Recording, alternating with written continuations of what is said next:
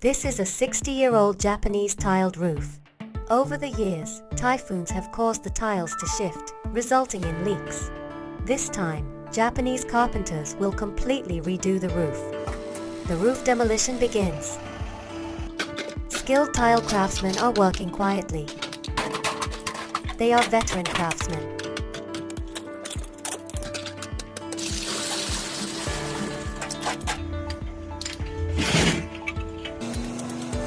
By around 2 p.m., the removal of tiles and soil was completed. In preparation for rain, we spread blue tarps and secure them with plywood.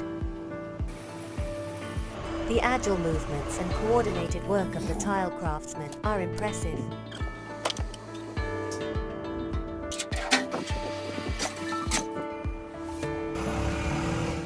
The tile demolition and rain protection are completed.